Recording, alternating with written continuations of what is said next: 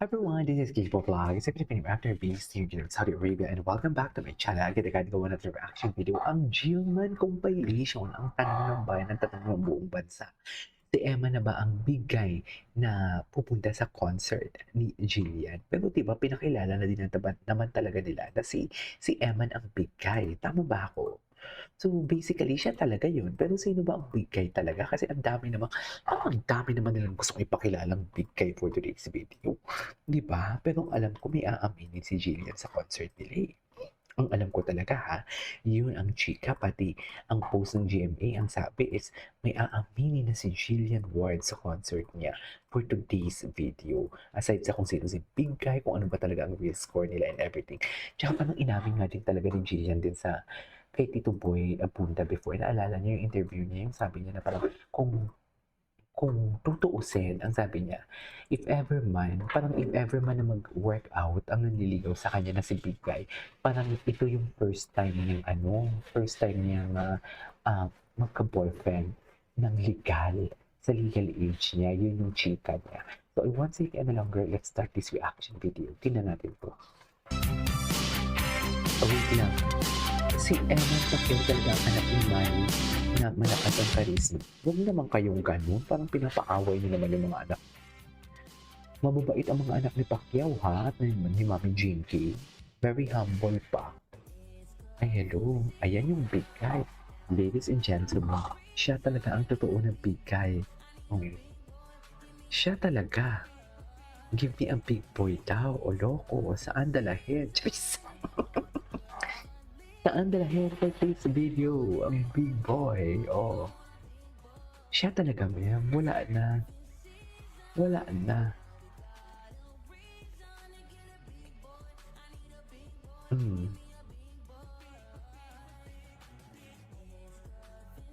Diba? Siya talaga. Ay, ito na. Wait lang, oh. Ang pagpunta sa Bohol, ang nagyanig sa lahat. Dear, pag ipinag-pray ka na talaga ng babae, iba na talaga yan for today's video. Chaps! Sinasabi ko sa inyo, iba na talaga yan. Ay, hello.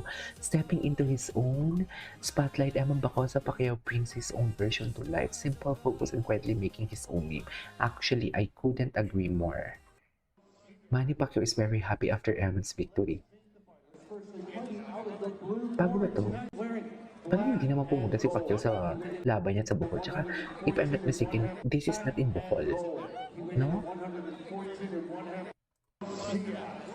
This is not in Bohol. Ay, bakit wala ng Eman? Bakit hindi na Eman to? Ay, bakit hindi na siya Eman, ma'am? Ayan na. Ito na. Ang tangkad niya pala talaga, no? Tingnan mo, matangkad pa siya dun sa nakakapo. Eh, mas may edad yun. Matangkad pala talaga siya.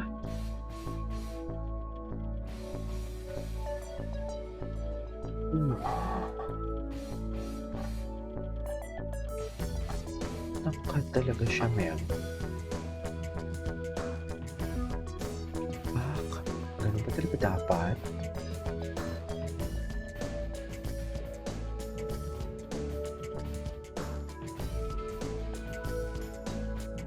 Ay. Okay. Hello.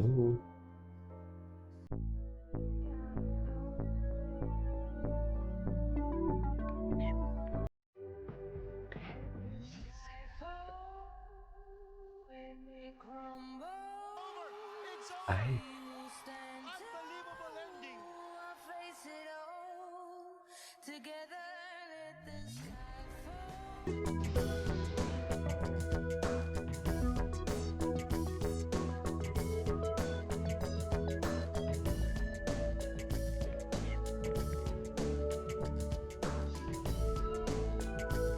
Okay.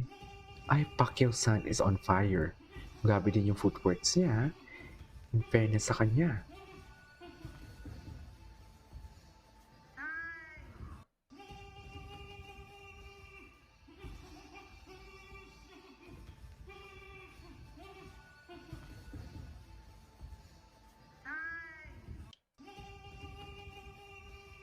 Footworks kung footworks, di ba? Oh. Ay, ito. nanood si Pacquiao. Anyways, mga na ba tayo? Ay, ito, ano to? Siya kaya lalong dinadagsan ng blessing dahil hindi siya nakakalibot sa taas. True. Ay, transpotted. Kamakailan si Eman sa may Cebu Pacific patungo sa Manila tapos ang kanyang biyahe mula sa Jinsan. Jensen pala. Ay,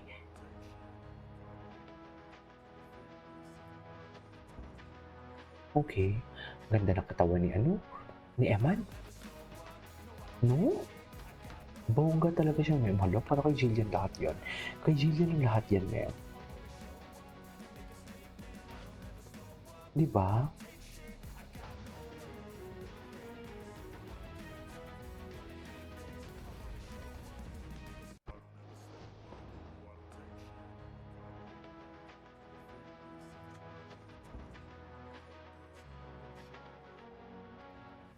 Bongga si Eman. I love it.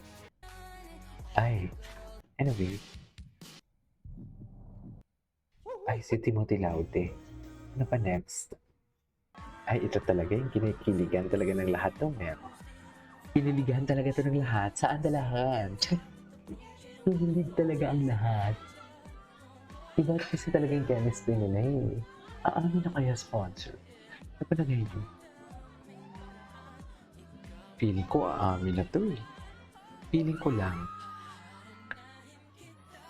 Saan man tayo magpunta, magkahit-halala. Amin na talaga to, Mel. Sinasabi sa inyo, Mel. Saan dalahin? Kahit-halala. Oh, ay, hinawakan pa talaga. Diyos ko, best in ano naman siya. Best in what you call this, Etchos garment sauce.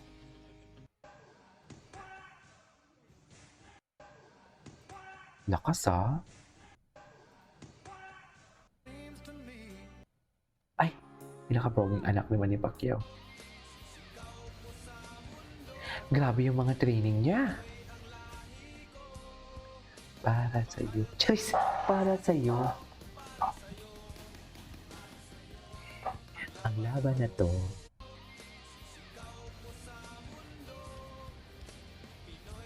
Grabe, makikita ang malinaw na improvement sa ring ni Eman Bacosa Pacquiao. Mas kailan ulit ba yung laban niya?